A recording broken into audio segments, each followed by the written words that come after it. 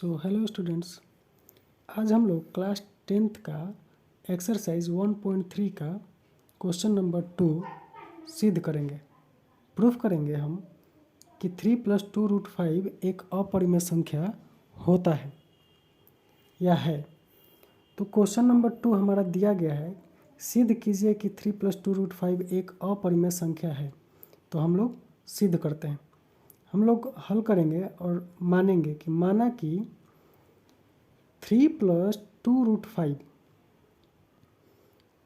एक परिमेय संख्या है। हम लोग अपोजिट मान लेंगे, एक परिमेय संख्या है जहाँ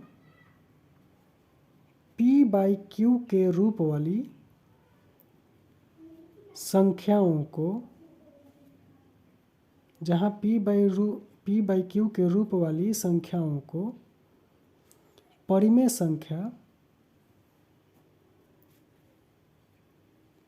कहते हैं या कहा जाता है,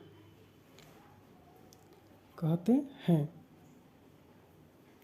और q ≠ 0 है, मतलब q 0 के बराबर नहीं होनी चाहिए।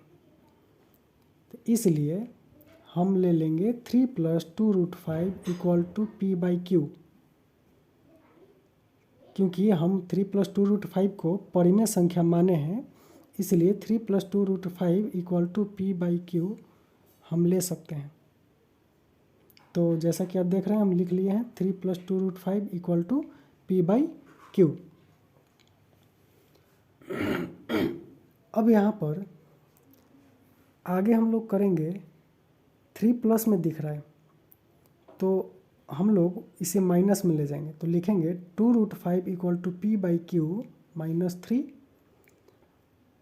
तो 2√5 को ऐसे ही छोड़ेंगे और इधर एलसीएम लेंगे, q p - 3q। एलसीएम हमारा होगा, तो यहाँ 2 गुना के रूप में है, इस तरफ इसे लाएंगे तो ये बटा के रूप में q के साथ गुना के रूप में आएगा, यानी भागा के रूप में इसे कह सकते हैं। तो आप देख सकते हैं कि एक तरफ √5 अपरिमेय संख्या है, एक तरफ √5 अपरिमेय है और एक साइड बटा यानी भिन्न की संख्या है।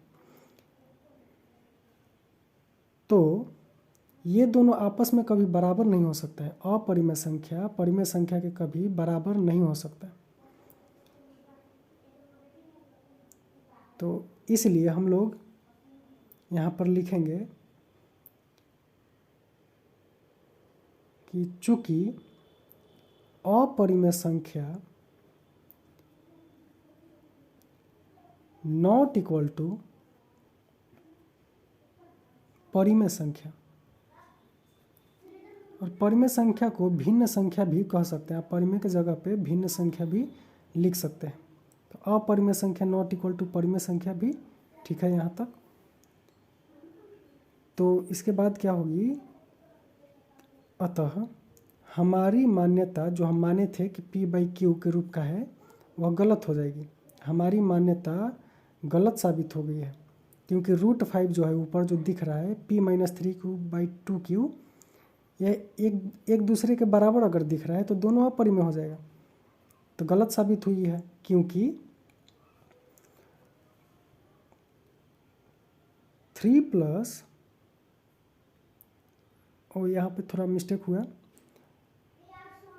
यहाँ मतलब आगे हम लिख रहे हैं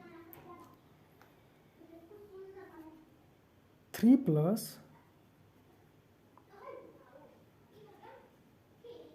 2√5 जो संख्याएं ऊपर प्राप्त हुई है वह एक दूसरे का विरोधाभासी है। और जब विरोधाभासी है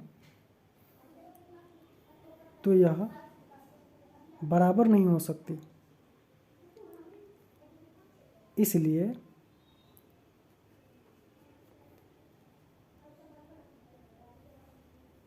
थ्री + 2√5 एक परिमेय संख्या नहीं है।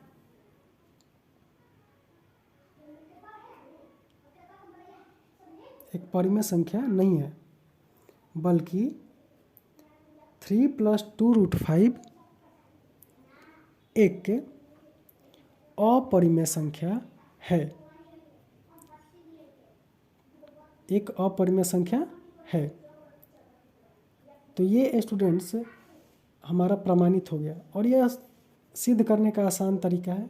आपको जितने मार्क्स में ये क्वेश्चन पूछे जाएंगे उतने मार्क्स आपको पूरे मिलेंगे। तो थैंक यू।